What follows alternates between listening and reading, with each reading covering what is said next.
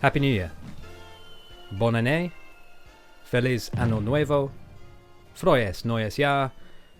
Akamashite Omedetou. I've got a feeling this year's for me and you.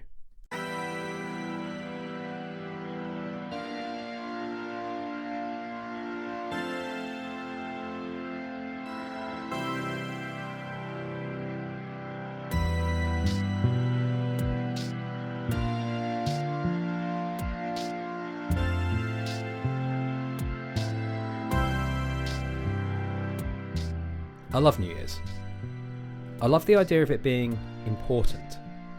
The feeling of conclusion. The build to the end of something. The countdown. I've always placed great significance on it. I love my idea of New Year's Day. Crisp, fresh. Maybe I'm travelling somewhere. Home, hopefully, after an epic, perspective-shifting night out. I think I had that once. I can recall a specific memory where I was sitting on a train, my hungover head leaning against a foggy window, watching a frost-covered new world fly by, as I went home after one night out that I hope was one of those epic, perspective-shifting ones. I think that happened. It could have been a dream, or a scene from a film that time has interpolated into my memories. And speaking of which, time has made those experiences less common. This new year happened, and I saw it in for the first time in a while, in very undramatic circumstances. The bell rang, the ball dropped, pans were struck, explosions off in the distance. The song changed, the chords remained the same. It's 2026. It's a clean slate. Today, it makes sense to look ahead. The year ends in 26. And there's 26 letters in the alphabet, and I have not yet done a list episode, but I am a fan of the obvious, and so here we are. This isn't the ABC of 2026, it's just an ABC. An absolute mess of things to look out for, things to think about, observations, a few predictions, and some self-indulgent stuff about the show. Also, because I'm the devious type who will screen cheat without a second thought, a lot of alternative picks for each letter. Now these are usually games, because while it's tempting when looking ahead to opine, stress, or prognosticate about the quote-unquote state of things, the games are why we are here. The games are what matters. They should be the story of the year. Hi, I'm Andrew. Welcome to Dialogue Tree. This is episode 34. Enough to tell a story. An ABC of 2026. Let's start nice and light. A is for aftermath. A is for aftermath, as in dealing with the aftermath of 2025. There's a lot of aftermath, and none of it particularly good. There were the typical amount of bad news stories throughout the year, but there were a couple of standouts whose medium to long-term effects will be felt in 2026. There's Netflix continuing to close the talented indie studios they acquired in favour of pivoting their service away from showcasing games like Oxenfree and Kentucky Route Zero, and towards things like Boggle Party and that Squid Game thing. There's Rockstar torching any remaining goodwill they held by firing staff who coincidentally had just formed a union, but the thing that leaves the most troubling aftertaste, that will leave the most lasting impact this year and the next, is the increased presence of the Saudi Arabian Public Investment Fund in modern gaming. EA continued to lay off workers before announcing their intention to be acquired by this body, whilst the most forgotten major news story of last year saw Scopely acquire Niantic's game business for $3.5 billion. Who is Scopely? Well, it's a privately owned American mobile video game developer and publisher that is a wholly owned subsidiary of Savvy Games Group, an entity founded and managed by the Public Investment Fund of Saudi Arabia.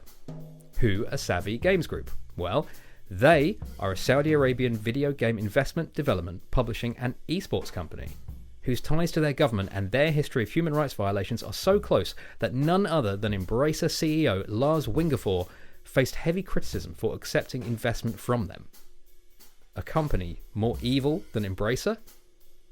Truly, a golden age. the PIF continues to make inroads into gaming in ways big and small. They now wholly own Monopoly Go, Pokemon Go, Pikmin Bloom, and Monster Hunter Now. That's around 500 million mobile devices that they are sitting on. Investment means influence. Influence means compromise. What do the PIF want to influence? And which developers will accept a compromise? And what does that mean? Well, this year may have some answers. Okay, so not a great start. So, a game. Another reel.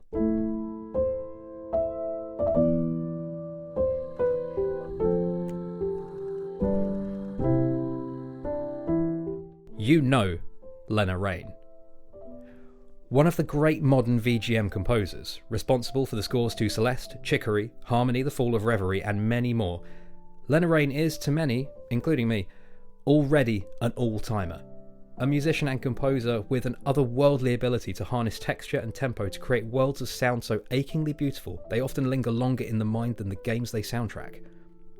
Lena Raine is making a game. Like, properly. As in, she is the lead developer.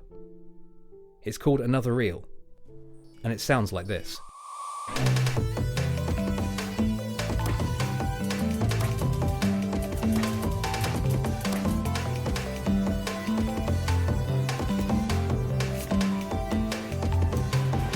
The Steam store page for Another Reel says this, quote, accompany Astra as she discovers the world outside her solitude and uncovers the mysteries of the reel. Engage in shmup-style combat encounters to leave an impact and fight back against the one who would challenge her existence. End quote. The trailer that accompanies it shows this. A top-down action RPG where the player controls Astra, a young woman, exploring a seemingly spooky, seemingly abandoned manor house. The interstitial text reads like this, quote, Astra was dead. She believed this with all her heart. Despite the dreamlike feeling, all evidence pointed towards this being the end. There was darkness, and stillness, and rest. And then, there was. And at this point, Astra looks into a mirror. There she is. But not. It's a mirror self. A worse self. Sound familiar? From there, Another Reel looks like it pivots between the story-led exploration sequences and bullet hell shoot-'em-up sections. There looks to be a skill tree and upgrades, and it's probably really hard. It doesn't look revolutionary, but it does look like a cool mix of two opposing genres. It doesn't even have a release window at this point, but I think we get one this year.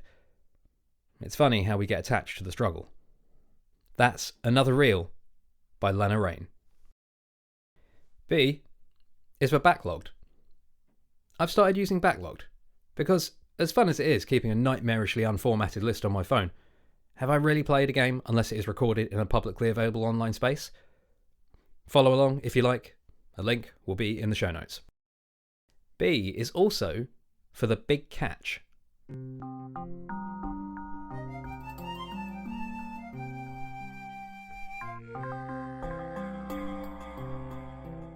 Now, this is a very promising 3D platformer from the Filet Group, set in a watery, vaguely post-apocalyptic world, a water world, if you will, that has a gigantic demo available on Steam. You are a sort of crow-like Birdman rendered in a scratchy, low-poly style. Now, if those words don't catch your attention, be minded of the fact that this game is perhaps best described as a technical platformer, comprised as it is of a wide and varied moveset triggered by precise and occasionally elaborate button combos. It is very good, and while it's definitely not as approachable as a 3D Mario game, that's kind of the point. If you enjoyed either Hypogea or Pseudo Regalia, this might be for you. Currently tentatively scheduled for release at some point in 2026, that's the big catch. C is for climbing. There have been a lot of climbing games in the last few years, and the genre looks to be about to reach its peak, pause for applause, at the end of January, with the release of the Game Baker's much anticipated Cairn. This is a gorgeously animated climbing semi-sim, where you are tasked with a series of imposing ascents and must manage your stamina, equipment, food, bandages, and even each individual limb. I thought it sounded horrible. I played the demo, and it is Of course, wonderful. A tense, methodical, vertical adventure with what I perceived as a slightly sinister supernatural undercurrent. We'll find out on January the 29th when the game releases.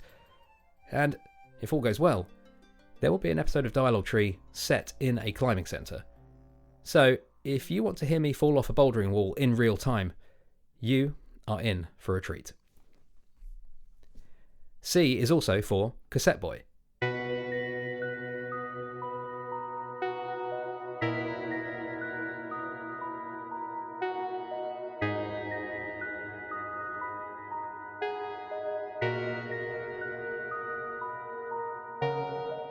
This is a, quote, puzzle action RPG where you control perspective to change the world you see. Rotate a 2D pixel-styled 3D world using disappearing obstacles and newly appearing paths to uncover the mystery of the vanished moon. End quote. It's developed by Wonderland Kazariki Inc., whose only previous games are a Robloxy looking dungeon crawler called Dungeon and Gravestone, and then a Robloxy looking dungeon creator called BQM, Block Quest Maker Remastered. That is to say, Cassette Boy looks like quite the departure from their previous work. The game has a demo on Steam that I've played through, and despite it having a comically overloud jump sound effect, it's very good. The dead centre of a Venn diagram combining top-down Zelda and, well, take your pick from either Fez or Captain Toad Treasure Tracker. Real ones know it's the latter. It has a pea-green Game Boy colour palette, but with much smoother, richer animation. The music chimes pleasingly. In the demo, you get a sword, you get a bow, you find keys and push boxes and unlock doors and slay monsters. You also rotate the world 30 or so degrees at a time, solving puzzles by obscuring obstructions, hiding monsters, or opening new paths. It feels like a very Nintendo idea, and it's good, simple fun. The tone of the dialogue is oddly soporific, but I think that will be easy to overlook when engaging with these fun little puzzle box environments. What's also interesting about Cassette Boy is that it's being put out by Pocket Pair Publishing. That's the publishing arm of the people behind Palworld, whose website says this, quote, "We don't tell you what to do. We don't want to take control from you. We don't want to change your dream or push you to make a certain type of game. We want to give you money, and we want to help you make a fun game." End quote. It's boldly altruistic statements from a developer that I find pretty cynical in how they approach game development and marketing, but I'll try to be a grown-up and give them the benefit of the doubt. I'll be keeping an eye on what this publishing team do this year, and as an absolute sucker for games like Cassette Boy, will almost certainly have financially contributed to their efforts, as the game will be out by the time you listen to this. D is for delisting. Now, this is a fascinating subject that only becomes more so as the years roll by and the games become more controversial, and the need to balance freedom of expression with the books becomes an ever more precarious tightrope walk. Horses took the headlines in 2025, a bad, lumpy game that had a very small amount to say about power and abuse that shouldn't have been delisted, but was cannily weaponised by its developer into a minor lightning rod for controversy. It's all past now, and already feels a bit quaint. Did we really accuse Steam of censorship on a book-burning scale, when they let so much other moral panic-baiting material onto their storefront? Mistakes can be made. I don't think it necessarily represents an inexorable slide into conservatism for one platform holder. But that's not what I want to talk about. I kind of want to talk about Splitgate 2, another game delisted in 2025 because it was offensive to its audience, but an entirely different kind of offensive to horses. But that game sort of dunked on itself. In 2026, there are several games scheduled for delisting. Gone forever. Victims of a very modern kind of digital assassination. Imagine being one of the people who came of age in the early days of gaming. Tapes and discs and cartridges the size of dinner plates. Now confronted with the concept of it being not only possible for a game to be taken away, but effectively purged from history. Anthem, The Sims Mobile, and WWE 2K24 are a few examples that I don't think many will shed a tear over, but there are other, more interesting examples. A normal lost phone, alt frequencies, indie games. More on those later.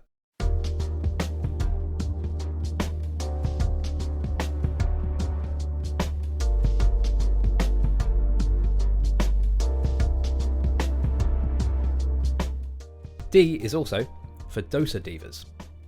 This is the upcoming game from Outer Loop Games, developer of the warmly received hyperpop cook-em-up RPG Thirsty Suitors. Based on the Steam listing and the trailer for it, this is a hyper-colourful turn-based RPG with timing-based inputs in which, quote, two sisters and their upgradable spirit mech cook delicious meals, fight corpos, build up your reputation with local communities and reconcile with loved ones, end quote. There's a psychedelic, surreal overworld to explore, some spectacular battle encounters, and all the other perks, upgrades and trinkets you expect from an RPG. It looks like a good time, and like its predecessor and the cooking sim Venba, will act as a nice showcase for the values of a culture often underrepresented in the West. Currently scheduled for release in early 2026, that's Dosa Divas. E is for an existential crisis caused by Elden Ring Tarnished Edition.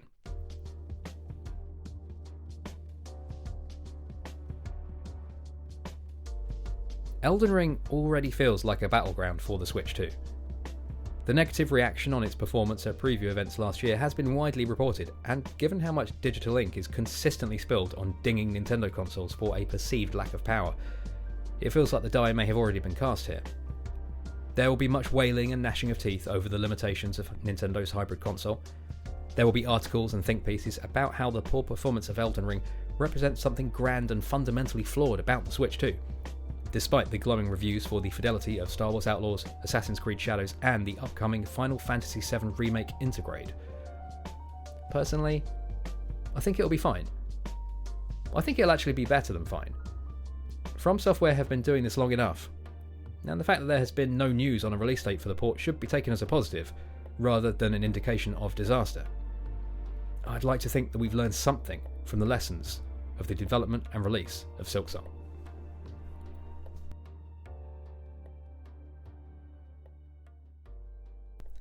Put those existential crises to bed. F is for frogs.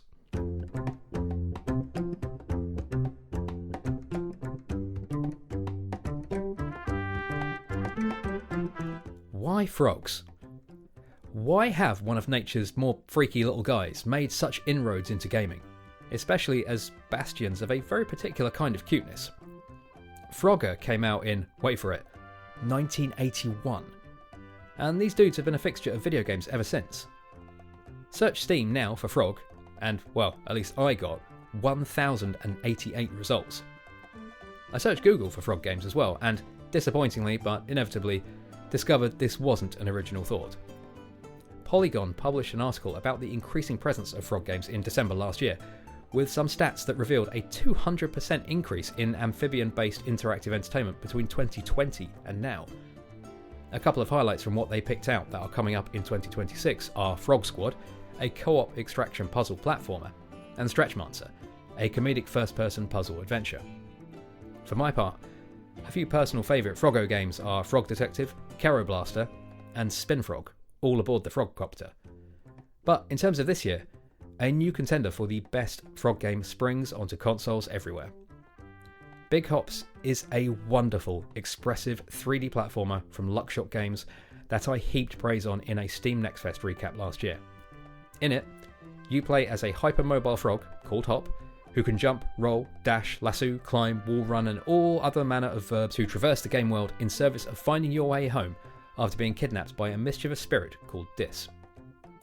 The demo offered a fluid, versatile take on 3D platforming, where the amount of movement tech gives you multiple options in solving any particular puzzle.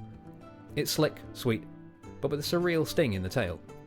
It's out now, and while you are listening to this, I am probably playing it. More on that on the very next episode of Dialogue Tree. F is also for Final Fantasy VII. No, not the new one. The old one. The one that came on all those CDs. The one I have an alarmingly petty resentment of, because its original release was the catalyst for my then best Nintendo gaming friend to abandon ship, throw his lot in with the PlayStation, and leave me behind with only my chunky grey Game Boy and Link's Awakening for company. This year, I get over myself. I play Final Fantasy VII. I play it because many, Many people I trust have sworn by it. I play it to fill in this gaping black hole in my gaming knowledge, and I play it because I want to. I have actually started it. It's a turn-based JRPG, which is a struggle for me, but I want in, and so I am going to do it. Wish me luck in Midgar.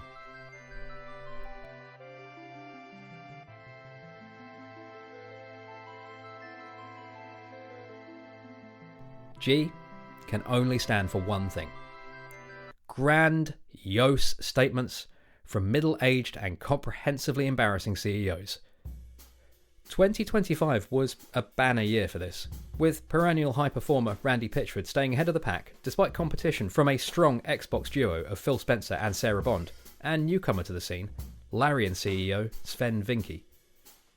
The winner of this particular Golden Raspberry, however, must be Builder Rocket Boys' Leslie Benzies, whose spectacular years-long crash-out over the course of the development of Mind's Eye is an eye-watering carnival of chaos that only the truly blinkered elite can cause for the people that do the work that puts them in their position. There's a BBC article that covers all of this in detail, both amusing and depressing, but to summarise, I think Mr. Benzies' efforts last year will be hard to top, but that won't stop these people from trying. In the spirit of the season, a couple of softball predictions. We will see at least one CEO from Sony embroiled in a controversy over AI, only because they have remained untouched by all of this so far, and everyone has their turn eventually. Another, someone at Rockstar will say something deeply offensive regarding that whole situation. And one more, no one, not even Randy, will lose their jobs over anything they say or do. Like I say, softball predictions. H. Hollow Knight Silksong, Sea of Sorrow DLC. Presumably named after the 1990 Alice in Chains song and featuring a soundtrack comprised of Seattle-influenced grunge, Sea of Sorrow either arrives this year or in 2033 as Hollow Knight 3 Sherman's Revenge.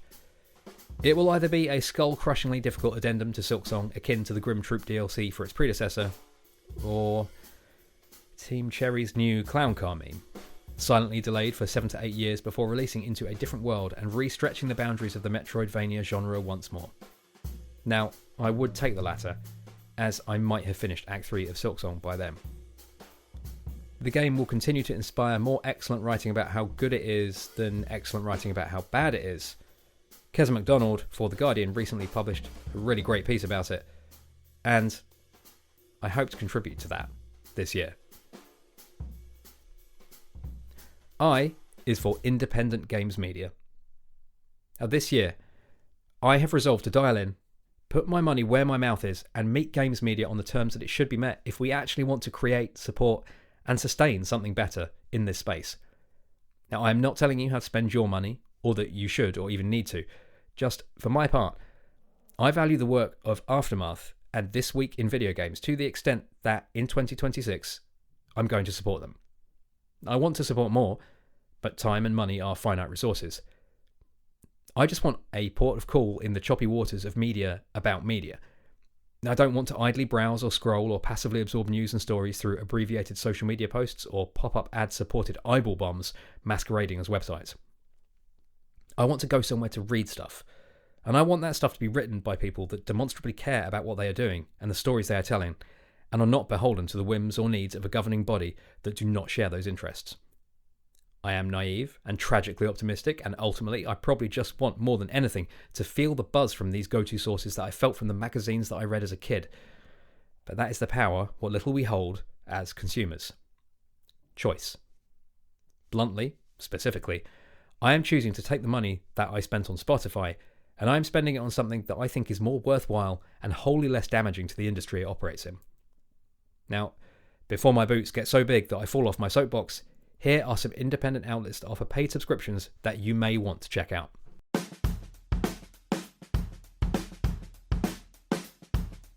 Aftermath, formed as an ethical co-op by a number of games writers laid off over the last few years. Second Wind, the ever-expanding pan-media enterprise formed by former Escapist staff. This Week in Video Games, the website branch of the excellent Skill Up YouTube channel. Design Room, an incredible oral storytelling website from Matt Leone that is exactly my kind of thing. And the venerable MinMax, whose charity work shouldn't be overlooked, and, in the interest of supporting a local outlet, there's Video Games Chronicle. In terms of print media, there's the On Games Journal, a lush periodical featuring long-form pieces by basically the best games writers in the world, and headed by several veterans of the games media industry. And then, there's Edge. We shouldn't be sniffy about Edge just because it's been around for a long time, and because it might have given one of our favourite games a 7 rather than an 8. It is a magazine that continues to hold the line. Great games, great writing, no compromise. In the face of a media landscape that practically begs a bend towards flimsier, more disposable material. If it ever goes away, we will regret what we've lost. I've subscribed, and we'll go down with a ship if that's the way it goes. Now, broadly speaking, I think by the end of 2026, no one of these outlets will have expanded exponentially, but none will have collapsed. I think that at the end of this year, we'll be looking back on one that has proved that independent outlets can be sustainable. Not hugely profitable, no huge expansions, but they can survive. At least, I hope so. I is also for I played nothing else for a week. A common refrain in 2025, applied mostly to slot machine survivors likes that prioritise addiction through low effort gratification, froth and fireworks over innovative interactivity. And these games release, and we talk about them in terms of how addictive they are, rather than how good they are. And we played nothing else for a week. A whole week. And then we move on. This is the year that the narrative turns against these games. The next game, like being the tipping point where hands start to be wrung over whether we've got too many of these games. A prediction. A developer, indie or AAA, gets into hot water over making and releasing a game like that it later transpires was partially created with AI. And we'll still play it. For a week. J is for Japanese interactive fiction.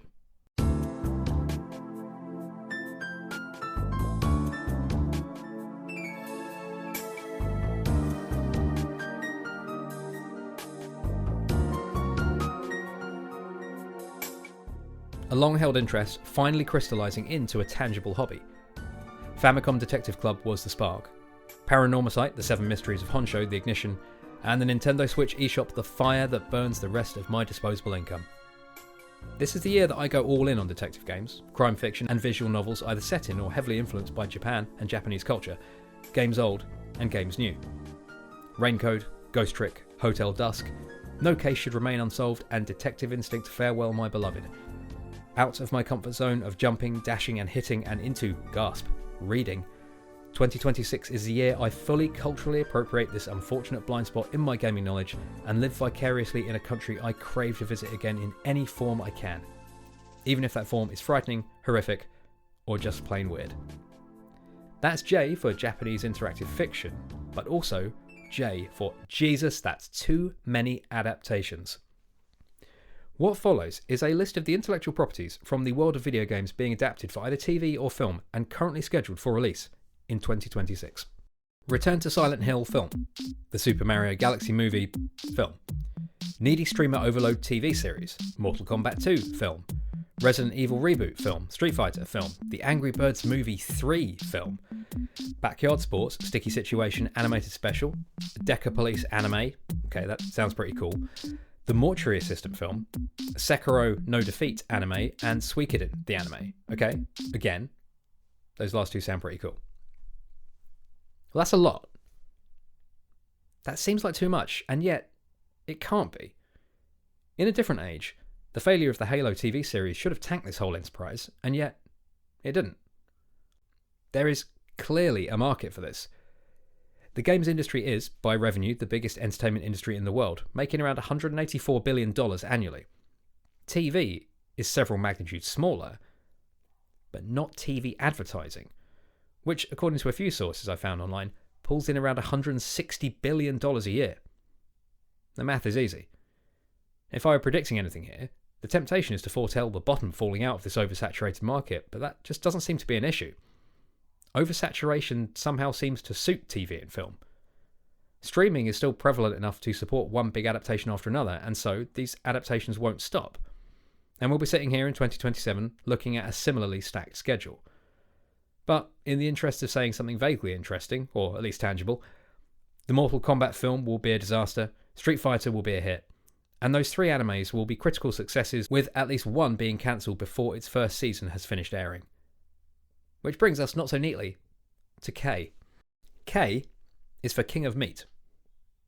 What? King of Meat is a game made by Amazon Game Studios. King of Meat is a 1 to 4 player party platformer where you battle through official and community-built dungeons filled with puzzles, challenges, and ridiculous monsters. It looks like it sounds. Did you know there was an Amazon Game Studios? Me neither. Much like Netflix games, expect this not to be the next great battlefield of the industry, but more a source of constant, low-frequency controversy. In 2026, Amazon Game Studios seems absolutely ripe to provide the latest entry in the common narrative of the non-gaming media giant that enters the games industry. They will buy an indie studio. There will be a news story from Matt Piscatella about their financial woes and the lack of uptake of their service, and then they will shutter that indie studio. I don't want this to happen, nor to naturally assume that Amazon Game Studios' operating principles are the same as their parent company, to extract maximum profit from minimal investments, but have yet to see evidence to the contrary. But let's pull out of this nosedive of negativity and into L. Because L is for Lucid.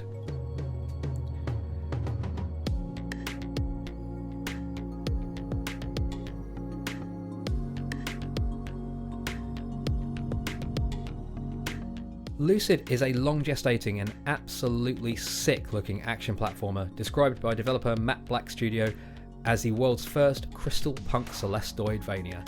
Words that could not possibly be more laser-focused towards my personal gaming interests. A 2D game based around movement and combat, and possessed of a gorgeous, glowing art style that is all spark, shadow and light. Lucid looks like a game that has taken the right lessons from the best examples of this type of game and is throwing it all together into something distinctly its own.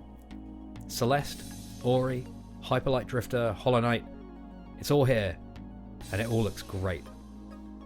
And it feels great. There's a demo on Steam. Try it yourself, and see why it smashed several Kickstarter goals and is generating a significant amount of buzz in indie game circles. I also encourage you to follow the developer across social media as well, as they have been having a grand old time showcasing various mechanics, levels and design choices that should sell the game to you if these words haven't. Currently, with only a release window of 2026, that's Lucid. M is for multiplayer. Such a cheat. Such an easy pick, but, well, there is no but.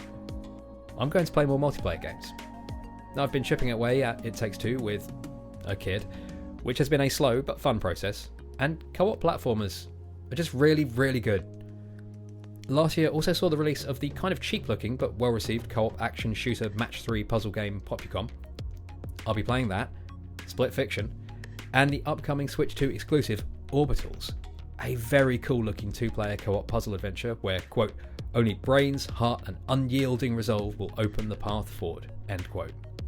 The game has a clear 80s anime influence, is developed by newcomer Shape Farm, and published by none other than Claire Obscure's Kepler Interactive, and it just looks like a really good time.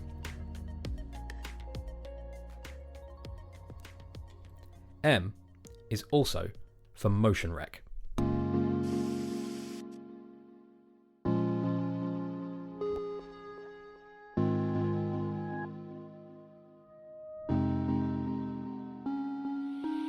Developed by Handsome, with input from previous guest of Dialogue Tree, Ooh and Electhead's Nama Takahashi, Motion Wreck is a well-reviewed puzzle platformer released in 2025 on Steam that will be making its way to consoles in 2026. Like Nama's excellent games, and like many excellent games that they will inspire, Motion Wreck is based around one simple idea and extrapolates that to maximum effect. In Motion Wreck, you record your movements, then play them back to solve puzzles and platforming challenges. I've played the demo.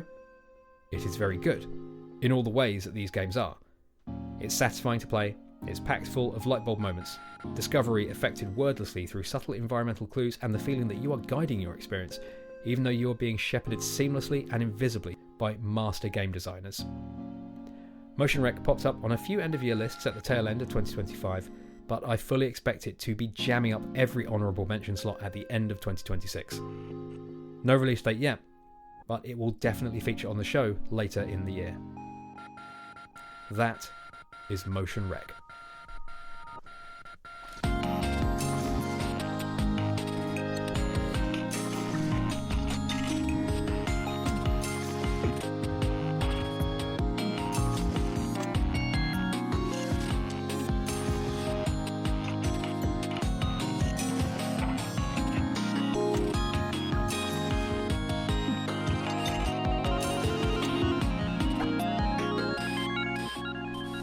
N is for newsletters.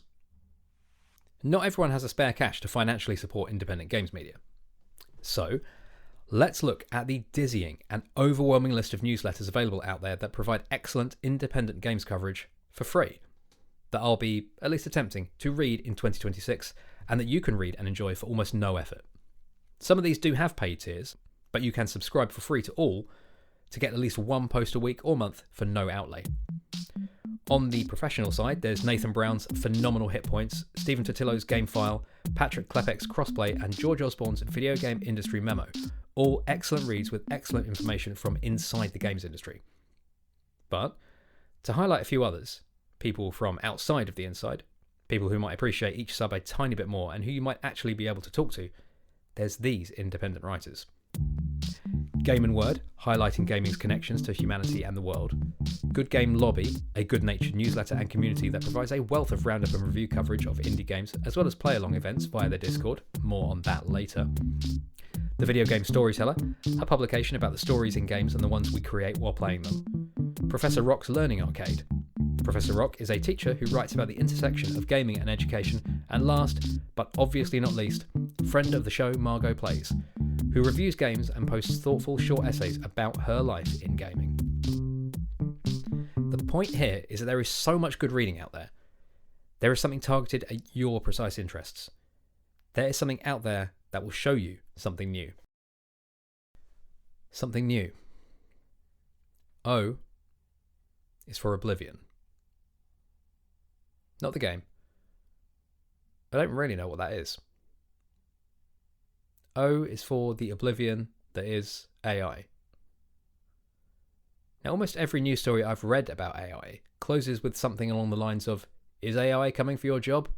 No, not yet," reads the all too casual, all too wild-eyed conclusions. It's wishful thinking. It's too late. It's here. Whether we like it or not, it's already started. The use of AI art promises maximum return for minimal input, and so, the biggest companies have already pivoted. It doesn't matter how much heat Larian or Microsoft or whoever cop. The horse has bolted. Some indie studios will follow. We accepted it in Arc Raiders because it was fun. We accepted it in The Alters because it was fun. The first of 1,000 cuts. This year, AI makes further inroads. And the pushback pushes back harder. At the moment, it feels all downhill. At the moment, it feels like the best we can hope for is to slow it down. P is for play along. As in, I've resolved to get out of my metaphorical fortress of solitude and play along with some people this year. One of those video game book clubs I've been meaning to check out. As much as time allows, I will be joining in with any one of, or hopefully all of, Geeks and Grounds, the Play Along podcast, and the Good Game Lobby's video game book clubs. I encourage you to join one if you are so inclined. P is also for Perfect Tides, Station to Station. This looks great.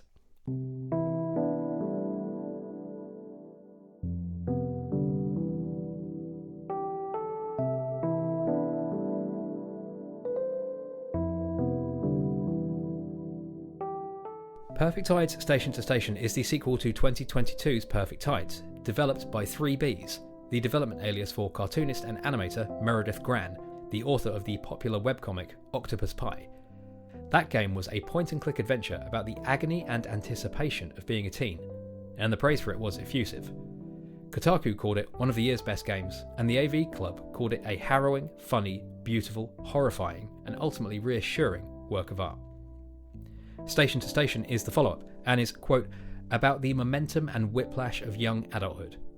Explore the big city through 18-year-old Mara's eyes. Collect items, nurture ideas, and experience complex relationships while attempting to find your place in the world, end quote. The game is gorgeous. A beautiful sigh of transportive pixel art that is as much about your heart as it is about your eyes. The game looks profound. A friend. A comforting arm around your shoulders. The game looks like you. And the game looks special. I've not played Perfect Tides.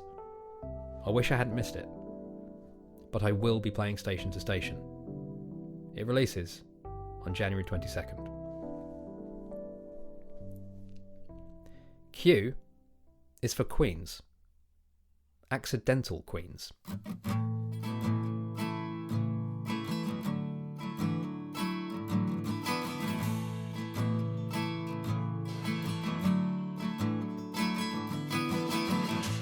Remember what we said about delisted games earlier? Accidental Queens are a French all-female development team who are currently in the process of shuttering their studio.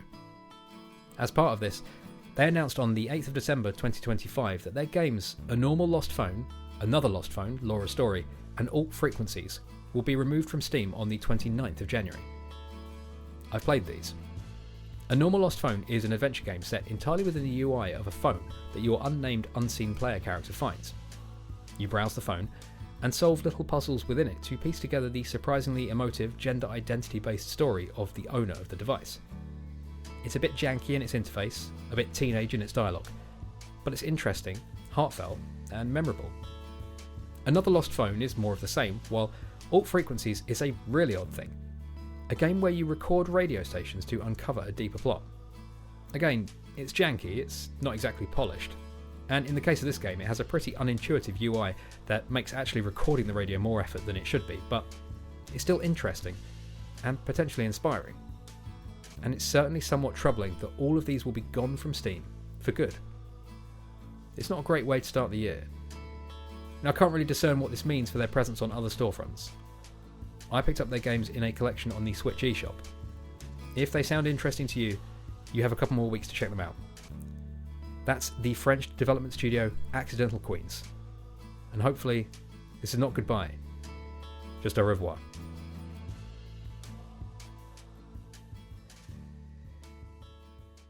R is for role-playing. Search the 2026 in Video Games wiki page for the following terms, and you get the following results.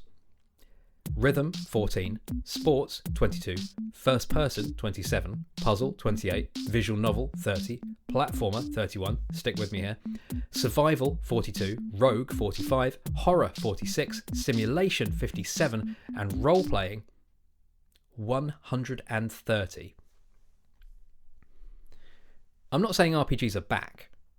There's an article written roughly every 10 minutes about how any given genre is back, despite it never actually going away. The term role-playing has always been a nebulous, malleable one in video games, covering everything from the most traditional of turn-based, stat-focused titles to straightforward action games caught under the umbrella because you play an elf or something. It's just an interesting wrinkle in the release calendar of the year, in the shape of it, and in terms of how 2026 may be viewed from the far-off distant lands of 2027. R is also for Radical Fish Games. Who are Radical Fish Games?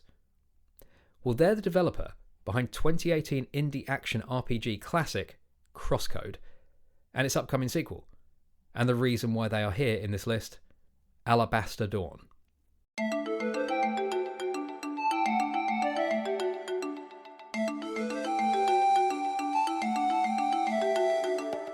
Now, Crosscode is a game I dropped after 10 hours because I couldn't get my head around how much grinding it asks you to do just to get to the first dungeon.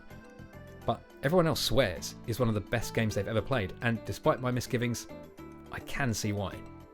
Crosscode has an interesting control scheme, an even more interesting combat system, great pixel art, and a genuinely impressively sprawling overworld to explore. It's a real achievement in terms of indie RPGs, and one which I intend to go back to, and you should definitely take other people's word on over mine. And that brings us to Alabaster Dawn, the excellent looking not sequel to that game. It is, again, an action RPG, with similar looking gameplay but an upgraded visual style that brings it closer to Sea of Stars in terms of production values. Despite the issues I had with Crosscode, I fully trust this developer to deliver something unique and brilliant. There's a demo on Steam, and the full release is undated but scheduled for 2026. This game will be on many an indie game of the year list come December. A developer to watch. That's Radical Fish Games' Alabaster Dawn.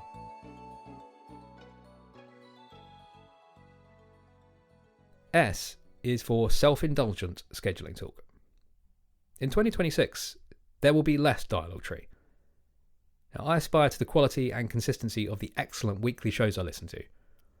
I want to do both quality and quantity, to build a strong back catalogue of stuff that can be listened to now and in the future, and time is short, so I want to do that as fast as possible. But I can't really maintain a weekly production schedule and make something that I think is good. I also can't really maintain a weekly production schedule and actually play games, which seems like a pretty ridiculously counterproductive, self-sabotaging move. So, Dialogue Tree will be a fortnightly show for 2026. The show may fall out of view, listeners may go elsewhere, but that's just the way it is. Less episodes, better episodes. That's all. Let's move on.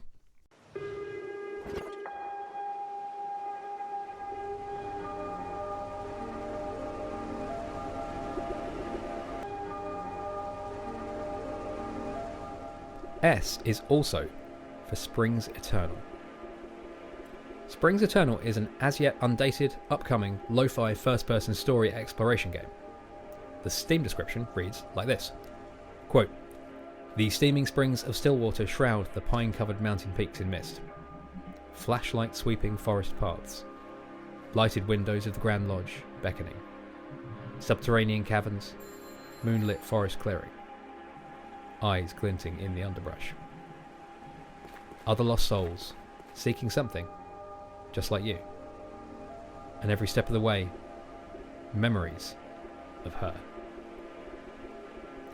Immerse yourself in an evocative visual style, recalling the dithered and pixelated graphics of late 90s era PC and home console games. In this eerie, half-remembered otherworld, its dark winding paths are once inviting and unsettling. Lose yourself. Seek something else. End quote. That's quite something. An evocative, enticing prelude to this game, which is made by Fulbright, the studio behind Tacoma and Gone Home. You're probably aware of at least the latter, a seminal interactive mystery that I'm pretty sure was the first game I ever played on Steam and blew my mind wide open as to both the possibilities of the platform and medium. You may also be aware of the problems that the release of this game raises. In August 2021, Polygon reported that about 15 employees of Fulbright, including 10 women, had left the company due to the behaviour of founder and studio lead Steve Gaynor's behaviour, particularly towards female employees, which included micromanagement, belittling treatment and other toxic behaviours. Later that year, Gaynor stepped down as creative lead and issued an apology for his behaviour. As of 2023, Gaynor is the sole employee of Fulbright. It's a sad story and path for a studio that put out two thoughtful, sensitive games. What happens with Springs Eternal this year is kind of grimly interesting. Who forgives? Who forgets? Does anyone even notice this game? I have no read on the public perception of Fulbright, and I have no answers here. In the interests of honesty and authenticity, I'll admit to finding it hard to work out what to do here. I think Fulbright's previous games are excellent, and this one looks excellent too, and I'd like to play it. I also think Steve Gaynor's behaviour, confirmed by his acknowledgement and apology, shouldn't be ignored, and like you, I'm loath to support anyone or anything that negatively affects innocent parties. And at the same time, I think we, broadly, have an issue with demanding constant atonement from people who have done bad things, whilst never offering forgiveness or acceptance that they may have changed. Maybe it's cut and dry. There's enough interesting indie games out there to play instead, and this and its creators should be ignored. Or maybe not. I have no idea, but I have plenty of time to twist myself into knots over it. I'll just note it here as an interesting point in the release calendar, and something that may prompt a wealth of discourse and raise some difficult questions whenever it releases later in 2026. Fittingly, T is for trouble. Specifically, trouble for indie studios. Specifically, trouble for mid to upper tier indie studios like Yacht Club. Regarding Yacht Club, there was a Bloomberg story late in 2025 that detailed in concerning detail the financial management and direction struggles affecting the studio that in various ways led to the, at the time of writing, indefinite delay to Mina the Hollower, their much anticipated follow-up to Shovel Knight, that seemed to be finished, but now lives in a release limbo. I don't bring this up to dunk on the studio, only as another point to keep an eye on this year. The space Yacht Club operates in, mid to upper tier indie, with enough success to be a full-time job for the people involved but not enough to sustain the growth needed to thrive, will come under increased pressure this year. I think we will see more stories like this in 2026. Fan-favourite studios struggling to remain profitable in an industry that constantly touts its own success but is now so busy that there just isn't enough money to go around. Now this is a rough pivot. T is also for travel. I'll be travelling a bit for the show this year. More people, more voices, more variety. I'll leave that there for now. U is for the underscore. The underscore is a video game message board developed and maintained by the excellent YouTuber Alien Bob. The about page reads like this, quote, "Welcome to the underscore, home base of Alien Bob and a refuge from the modern web. The internet is so much worse right now than it was 15 years ago, but it doesn't have to be. The underscore is an attempt to do better. We've got chat rooms, we've got user signatures, we've got GIFs, and if we're very lucky, we've got you." End quote. The underscore is a friendly, approachable, and creative space for talking video games, the worlds around them, and as this is an old school message board, literally anything else. Bob hosts themed jams as well. It's an excellent community, a lovely idea, a noble pursuit, and a great alternative to Discord. It's also 100% user supported. No ads, no pop-ups, no competing interests. I lurk there, and will be trying to break my reliance on other, less positive forms of social media this year over there. Come join. U is also for Usual June, the next game from Finji, a team that I think are one of the most underrated publishers in the indie space, having supported a few games you may have heard of. Wilmot Works It Out, Chicory, I Was a Teenage Exocolonist, Night in the Woods, and Tunic.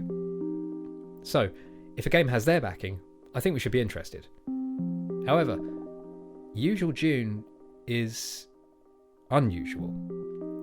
It's not just published by Finji, it's developed by them. Now, Usual June is not the first game Finji have put together themselves. They released minor indie classic Cannonbolt in 2009 on iOS, and followed that up with a variety of mobile puzzle games like Aquaria, Paranomical, and Journey of 1,000 Stars throughout the 2010s. Then, there was a turn-based survival game called Overland in 2019, before we arrive here at Usual June. A game they describe as, quote, "a third-person action-adventure game with frantic, flexible combat, a witty cast, and an original conspiracy story that is equal parts terrifying, funny, and sweet," end quote. The trailer doesn't show a lot, beyond the promise made by its popping visual style and witty dialogue. To me, it has the air of a 78 on Metacritic type of game, where, much like 2025's South of Midnight, the consensus on this game lands on it being limited mechanically, but heavy on vibes, atmosphere, and story. Let's cheat one last time and check out their description of the game. Quote, "It was supposed to be a quiet summer break working odd jobs, hanging out with new friends, and talking to ghosts. Instead, June is investigating Fen Harbor's darkest secrets, fighting spectral creatures, and cancelling a space-time cataclysm before existence itself breaks down and everything goes quiet forever. Follow June and her new besties, alive and dead, as they investigate the town's century-spanning secret history, explore a shattered multi-dimension continuum, chill at the cemetery, defend themselves against massive monsters from beyond the pale, and deflect their parents' questions about what they're doing after they graduate." End quote. So, it's Night in the Woods plus combat? If so, that's just undeniable to me. No release date yet, but I'll likely be there day one solely on the basis of my trust in the people behind it. That is Usual June. V was going to be for violence, based on the 2025 reveal of Insomniac Games' Wolverine, a showcase that I found hilarious as they seem to be congratulating themselves on the grand blow that they struck for creative freedom and self-expression because they put some blood in their game. I think Mortal Kombat won that particular battle about 30 years ago, and if that's all you've got in terms of talking up your game, then there might be bigger issues at play. V was going to be for violence, and then I played Many Nights a Whisper. You ever do that thing where you hear people talking about something or recommending something that you have never heard of, and because you haven't heard of it, because it's not yours, you ignore it? Oh, I do. It's called psychological reactance, a, quote, unpleasant motivational reaction to offers, persons, rules, regulations, advice, recommendations, information, and messages that are perceived to threaten or eliminate specific behavioural freedoms. Reactance occurs when an individual feels that an agent is attempting to limit their choice of response or range of alternatives. End quote. That's me with many things. And that was me with Many Nights a Whisper. But we're not talking about that game right now. Definitely another time. We're talking about the next game from the teams behind it, Selkie Harbour and Deconstruct Team. It's called Virtue and a Sledgehammer.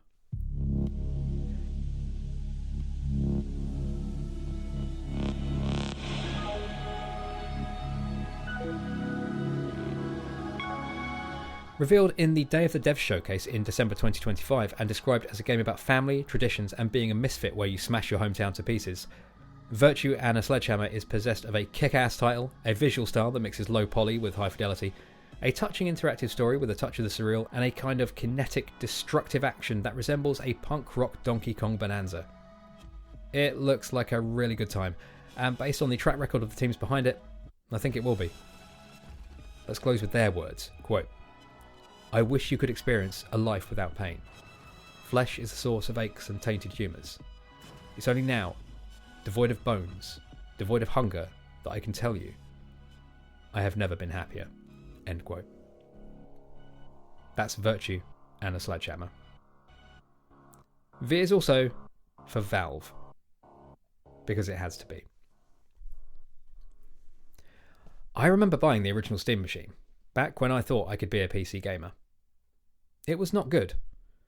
The new Steam machine looks better, and it will be better. Valve's UI and industrial design is far from perfect, but they've come a long way since those early attempts to step into the living room. The Steam machine will be priced competitively, because it's moderately spec'd and Valve aren't stupid. The Steam machine will be a low-key success that meets Valve's realistic expectations for it, again, because they are not stupid.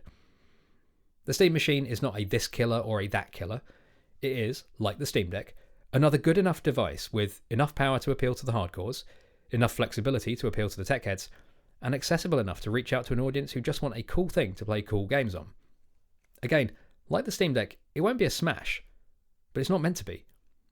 It will be a long-term, slow-burning fire for Valve, one I can't get involved in on launch, but can't wait to see what it's actually like and what people actually do with it. Of course, depending on what game it launches with, that may change.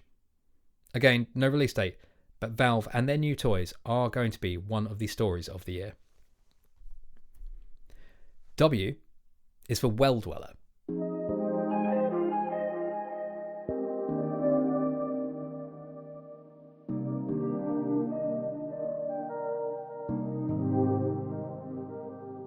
This is the latest game by a personal favourite solo indie developer, Kyle Thompson.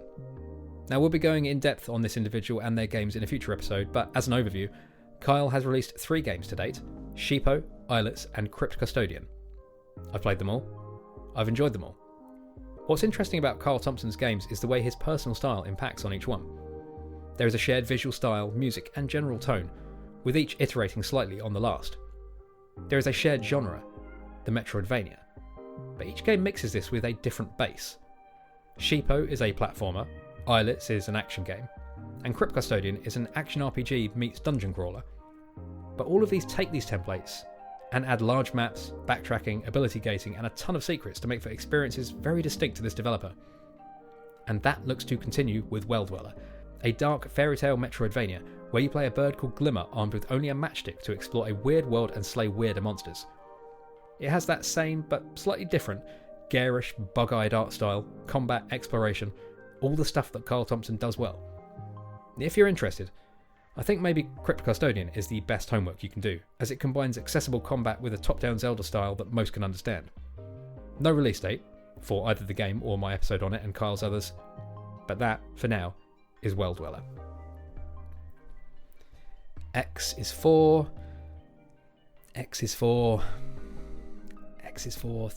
Think. Ugh. X is for Xbox. What to say about Xbox that has not already been said? Probably not a lot. Okay, we'll try. Xbox will continue to put their games on other consoles, and people will say that's a bad thing for them, but it's not, because it means more people are playing their games, and that's what they want. Except for Call of Duty, which will continue to not appear on Switch despite a literal legal requirement for them to do so. What else? Oh yeah.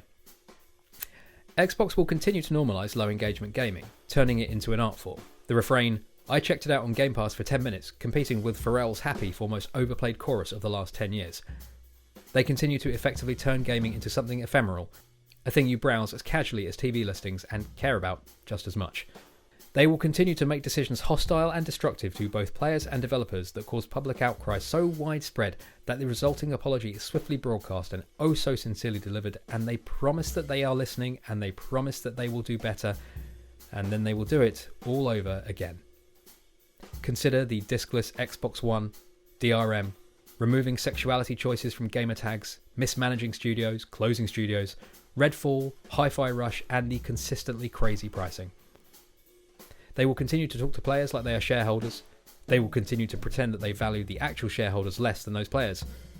Phil Spencer will continue to enjoy leeway others do not by virtue of the bafflingly successful He's One of You campaign that genuinely has people convinced that it's actually him playing games on his account.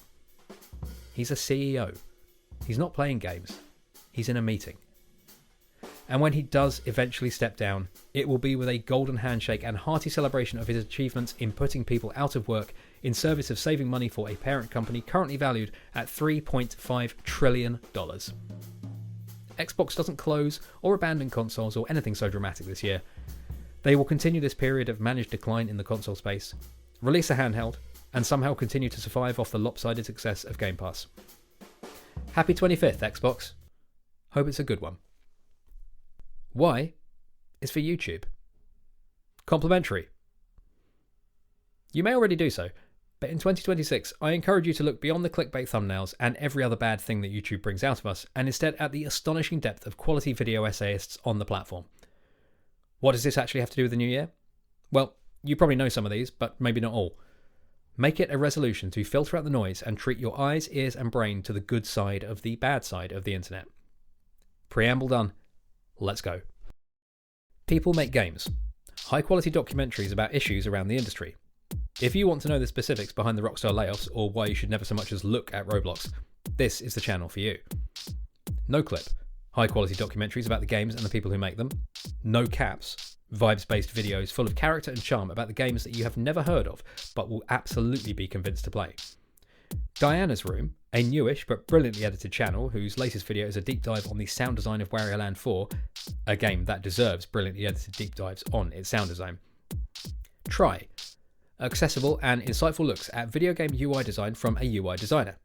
Check out their stuff on Kirby Air Riders for a good primer. Cannot Be Tamed, honest reviews of diverse games, not afraid to critique critical darlings but heap praise where deserved. Come here for the Metroidvanias, stay for the Metroidvanias. Wavelengths, extremely chill video game chat with an extremely small mic from Into the Aether's Brendan Bigley. I recommend his video on Silksong. Flow State, a show about the games we get lost in by Matt Horton. Just really good, thoughtful short-form essays. Video Dojo, the channel of friend of the show Dom. Expect Game Builder Garage live streams and well-told stories about weird niches in video game history. I Am a Dot, brilliant monthly essays from a dude with a great voice. The Video Game History Foundation, a ridiculously well-researched preservation project detailing the weirdest stuff that we stand to lose if we are not careful. Peter Spitek, the best documentarian on the platform. An insightful, wordy, laser-focused guy examining the life of current games and the discourse around them. Critical Kate, the channel of the mind behind essay site A Critical Hit. Kate has started a series on Metroidvanias that is going to be big. Check it out now. Game Maker's Toolkit. Videos on game design from game maker Mark Brown. And finally, Slippy. That's SL1PPEY. Game reviews and essays accompanied by terrible doodles drawn with a mouse. It's fun. And finally, Z is for Zebulon. More on that another time.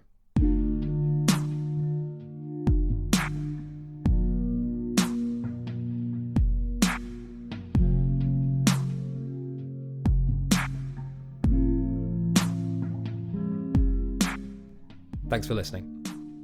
This has been the first episode of Dialogue Tree for 2026.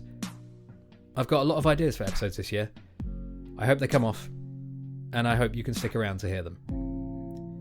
In the episode description, you'll find a link to the Dialogue Tree newsletter, which is where you'll find the show notes, which will be a big, crazy list of all the things discussed on the show.